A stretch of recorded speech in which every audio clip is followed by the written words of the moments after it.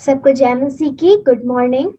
आज मैं आपके सामने यूसुफ की स्टोरी का पार्ट 2 शेयर करने जा रही हूँ। हमने लास्ट टाइम यूसुफ के बचपन से उसके गुलामी में जाने तक का सफर में हमने 4 बातें सीखी थी और आज हम उसके यूथ से लेके उसके बड़े अचीवमेंट तक वो कैसे पहुंचा, उसने अपना सफर कैसे तय किया, वो हम उससे कुछ बातें सीखेंगे। इससे पहले हम वचन की ओर बढ़े, आइए हम छोटी सी दुआ करते हैं। हमारे स्वर्ग पिता, तूने हमें पूरी रात भर थामा और संभाले रखा है पिता, इसके लिए बहुत बहुत धन्यवाद। आपकी हर एक भलाई और आशीषों के लिए धन्यवाद देना चाहती हूँ पिता। इस समय जबकि हम आपके चरणों में आके बैठे हैं, हम आपके वचन से कुछ सीख सकते हैं। होने दीजिएगा ताकि पिता जितने लोग इस वचन को सुने वो आशीषित हो सके और आपका काम बहुत जगह फैल सके, बहुत से लोग बचाए जा सके। पिता, आज हम यूसुफ के बारे में सीखने जा रहे हैं, मदद कीजिएगा ताकि हम बच्चे न सिर्फ सुन के उसको अपने भूलने वाले हो सके, बल्कि उसको अपने जीवन में उतारने वाले हो सके। हम यूसुफ की तरह बन के दिखा सके, ऐसा मदद कीजिएगा। सबको आशीष दीजिएगा और होने दीजिएगा ताकि ये वचन 100 गुना 70 गुना फल ला सके। इस दुआ को आपके प्यारे बेटे यीशु के नाम में मांगते हो, सुने और कबूल कीजिएगा, आमीन। आज हम देखेंगे कि यूसुफ आगे मिस्र में रह के उसे क्या क्या फेस करना पड़ता है और वो वहां पे कैसे रहता है। जैसे कि हम सबको पता है कि यूसुफ दिखने में बहुत सुंदर था, वो अच्छा था, इसीलिए उसकी जो पोतीपर की बीवी होती है वो उससे कुछ फेवर चाहती होती है। जब उसको लगता है ये तो पाप है, मैं ये नहीं करूंगा, तो वो वहां से वो भाग जाता है। जब पोतीपर अपने घर आता है तो उसकी बीवी यूसुफ पे झूठा झूठा आरोप लगाती है, इसने मेरे साथ ऐसे किया वो किया, और उस वजह से पोतीपर यूसुफ को जेल में डाल देता है। और वहां पर यूसुफ को फिर भी परमेश्वर उसका साथ नहीं छोड़ता है, फिर भी परमेश्वर उसके साथ होता है और परमेश्वर की मदद से यूसुफ जेल में रहकर भी उन सब के ऊपर हो जाता है, उन सब की देख रेख करना पड़ता होता है। उस जेल में 2 लोग होते हैं जो कुछ सपना देखते हैं। एक जो होता है वो राजा को जूस पिलाने वाला आदमी होता है और एक रोटी खिलाने वाला होता है, और किसी रीजन की वजह से उन लोगों को जेल में बंद कर दिया जाता है। और वो एक दिन कुछ कुछ सपना देखते हैं दोनों लोग, और यूसुफ उनके सपने का अर्थ बताता है, जिस वजह से वो लोग यूसुफ को बहुत पसंद करते होते हैं। और कुछ टाइम बाद यूसुफ जो उनको सपना बताता है उसके अकॉर्डिंग उनकी लाइफ में होता है। और जो जूस पिलाने वाला होता है, जिसने सपना देखा होता है कि एक दिन उसको फिर से राजा अपने वही काम दे देगा, और ऐसा ही होता है, राजा उसको फिर से उसकी पोजीशन दे देता है और फिर से वो राजा को जूस पिलाने लग जाता है। यहाँ पर यूसुफ उसको ये बोलता है, ये भाई जब तू जेल के बाहर चल जाए और राजा तेरे को फिर से एक्सेप्ट कर ले तो मुझे जरूर याद करना। बट वो जूस पिलाने वाला यूसुफ को भूल जाता है। तो एक दिन ऐसा होता है कि राजा कुछ सपना देखता है और वो सपना का अर्थ सबसे पूछता है, सारे जादू करने वालों से सबसे पूछता है, जितने लोग महल में होते हैं उन सबसे पूछता है, पर वो कोई भी राजा के सपने का अर्थ नहीं बता पाता है। जब कोई नहीं बता पाता है तो वो उस जो जूस पिलाने वाला होता है राजा को, उसको याद आता है कि हाँ, किसी ने मेरा सपना का अर्थ जेल में बताया था और उसका नाम यूसुफ है। तो वो राजा से रिक्वेस्ट करता है, राजा को बोलता है कि मैं जानता हूँ एक इंसान को जो आपके सपने का अर्थ बता सकता है, वो परमेश्वर का भय मानने वाला इंसान है। राजा यूसुफ को जेल से बाहर निकलवाता है। तब जब यूसुफ जेल से बाहर आता है तो राजा के सपने का अर्थ बताता है। राजा उसको बोलते हैं कि मैंने तुम्हारे बारे में बहुत सुना है, तुम परमेश्वर का भय मानते हो, और प्लीज मेरे सपने का अर्थ बताओ, क्योंकि इसमें से जितने लोगों से मैंने पूछा वो कोई भी इस सपने का अर्थ नहीं बता पाया।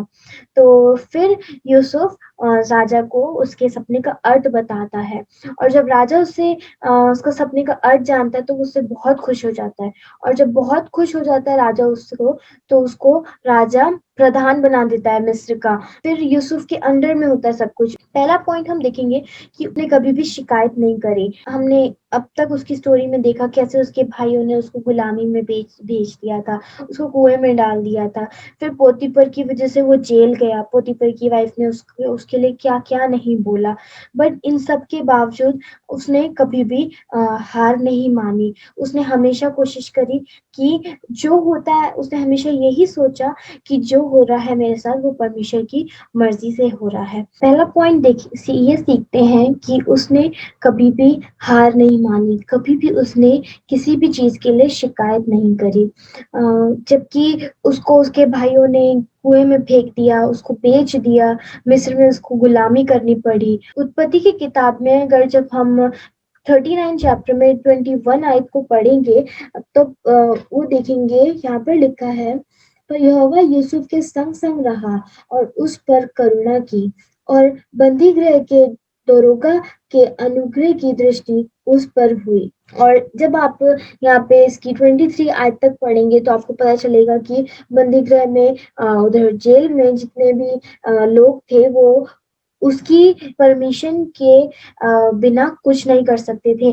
यूसुफ को परमेश्वर ने इतनी आशीष दी कि जेल में रहकर भी उसका साथ नहीं छोड़ा। दूसरा पॉइंट हम ये सीखते हैं, वो बहुत ज्यादा दीन था, वो उसके अंदर किसी भी बात का घमंड नहीं था। तो हम सेकंड पॉइंट देखेंगे कि उसका जो चरित्र था वो बहुत अच्छा था, वो बहुत अच्छा बच्चा बन सका, बहुत अच्छा लड़का बन सका। जबकि उसके सामने कितनी सारी टेम्पटेशंस आई, कितनी ज्यादा उसके सामने चुनौतीज आई, फिर भी उसने उन सब में अच्छाई को चुना। उसने उन सब में उसको जो लगा कि परमेश्वर मेरे से चाहता है मैं वो ही करूंगा, उसने उन सब परेशानियों को परमेश्वर के हाथ में दिया और एक अच्छा इंसान बनकर दिखाया। आज आज हम देखते हैं कि बहुत से लोग हैं, वो सोचते हैं अरे यार मेरे दोस्त सिगरेट अरे मेरे दोस्त सिगरेट पी रहे हैं, दारू पी रहे हैं, एक बार मैं भी कर लेता हूँ। यूसुफ, उसके सामने उसकी पोतीपर की बीवी ने क्या क्या गलत नहीं करने की कोशिश करी, बट फिर भी उसने उन सब चीजों को फायदा नहीं उठाया, उन सब से दूर भाग गया, क्योंकि उसको पता है मेरे परमेश्वर की नजरों में गलत है। तो आज हमें भी यूसुफ की तरह एक अच्छा इंसान बनना है। हम लोग स्कूल में जाते हैं, कॉलेज में जाते हैं, बहुत से बच्चे गलत काम करते हैं, पर हमें उनसे अलग बनना है। अगर हम अलग बनेंगे उनसे तो ही हम परमेश्वर के बच्चे कहलाएंगे। तभी तभी लोग हमें परमेश्वर को देख सकेंगे, क्योंकि परमेश्वर ने हमें अपने स्वरूप में बनाया है। इसीलिए आज हम ये सीखते हैं कि हमें भी यूसुफ की तरह एक अच्छा इंसान बनना है। भले ही हमारे सामने कोई भी बेकार से बेकार सिचुएशन आए, पर उन सब सिचुएशन में हमें सच्चाई देखनी है, हमें वो करना चाहिए जो सही है, जो परमेश्वर की नजरों में सही है, जो वचन के द्वारा सही है। तो तीसरा पॉइंट हम ये देखेंगे कि यूसुफ बहुत दीन था। उसने कभी भी किसी बात का श्रेय खुद को नहीं दिया, क्योंकि उसे पता था मेरी जिंदगी में जो कुछ होता है वो परमेश्वर की वजह से होता है, और अगर आज मैं जीवित हूँ, आज मैं कुछ बन चुका हूँ, तो वो सिर्फ परमेश्वर की वजह से बना हूँ।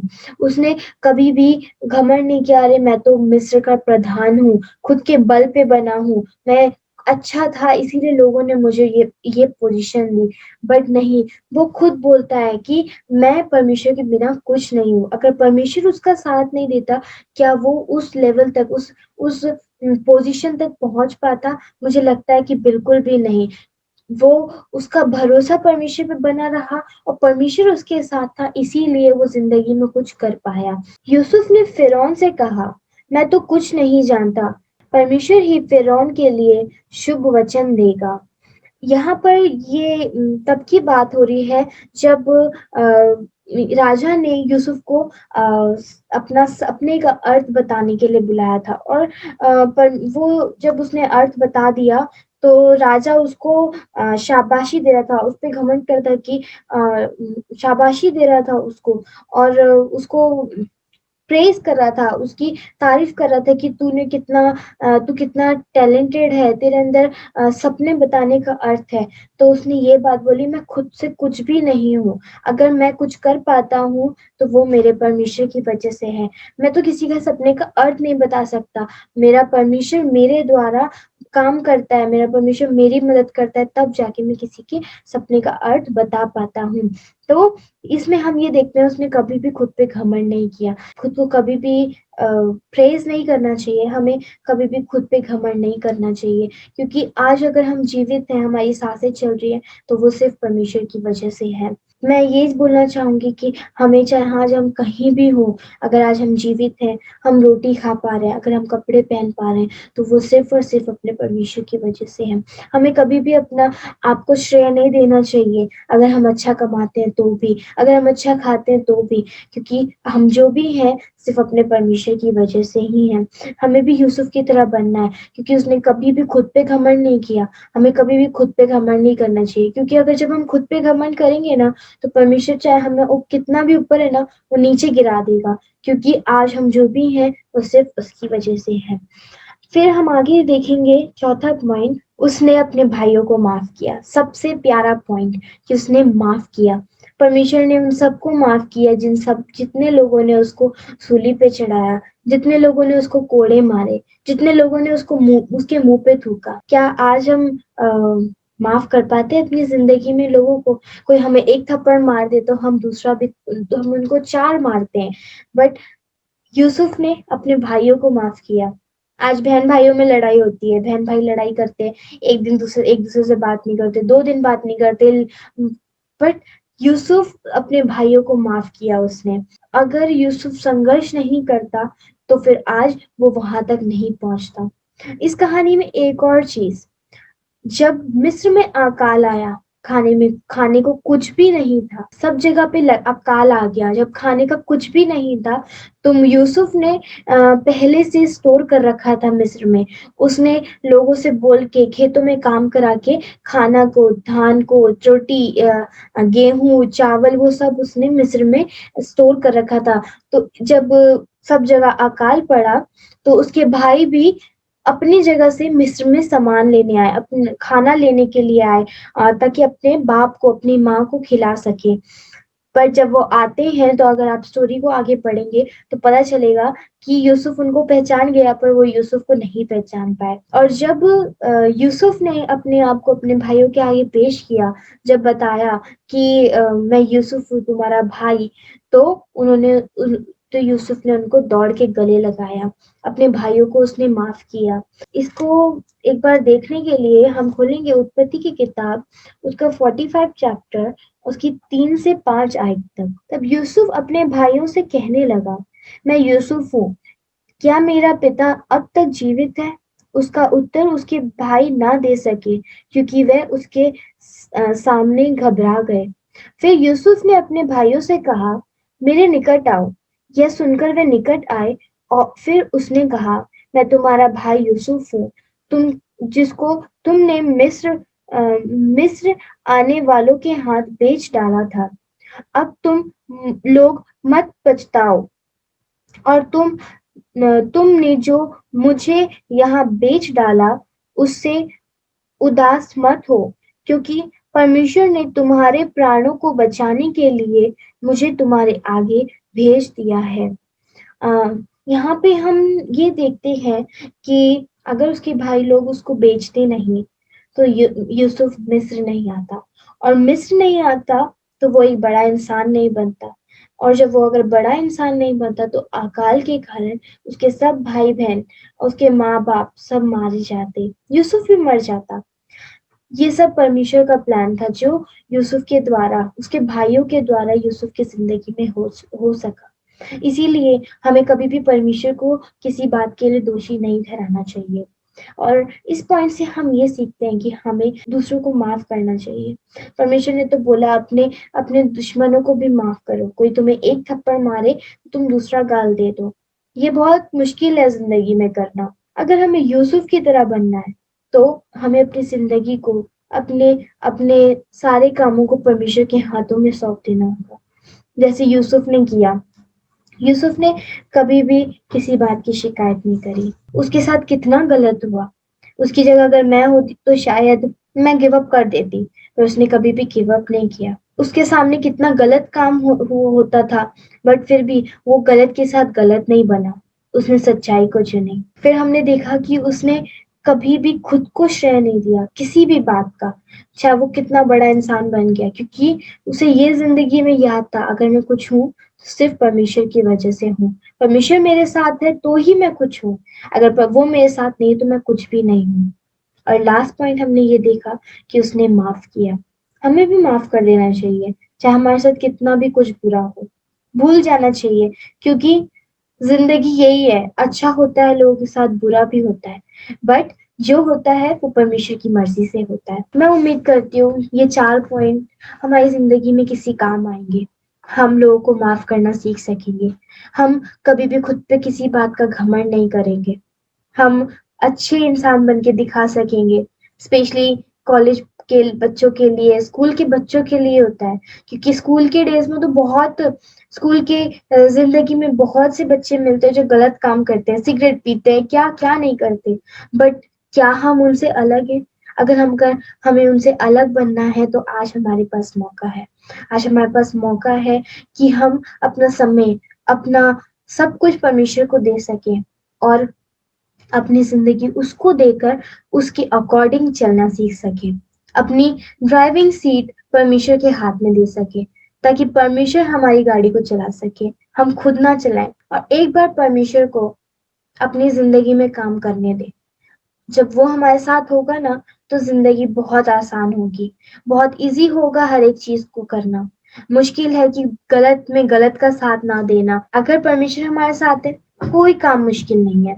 मैं उम्मीद करती हूँ इस वचन से आपको आशीष मिली होगी। आइए इसको समाप्त करने के लिए छोटी सी दुआ कर मांगती हूँ। हे हमारे स्वर्ग के पिता, पिता तूने हमें हमसे बात की, हमें अपने वचन के द्वारा सिखाया है पिता। होने दीजिएगा ताकि ये वचन हमारे जीवन में उतर सके। होने दीजिएगा जब बच्चों के सामने, हमारे सामने ढेर सारी टेम्पटेशंस, ढेर सारी चीजें होती हैं, जब हम सही और गलत को नहीं चूज कर पाते हैं, पिता हमारी मदद कर, ताकि हम गलत को ना चुन के सही को चुने। पिता हम भी यूसुफ की तरह बन के दिखा सके। मदद करना पिता। आज हम मौका देते हैं, हम आप हमारी ड्राइविंग सीट पे आप बैठे, मदद कीजिएगा ताकि हमारी गाड़ी आप चला सके, ताकि जितने लोग हमको देखें वो हम में आपको पा सके, और हम आपके आपकी महिमा करने वाले हो सके। इस वचन के द्वारा सबको आशीष देना। इस दुआ को मांगती हूँ आपके बेटे के नाम से, सुनिए और कबूल कीजिएगा। आमीन।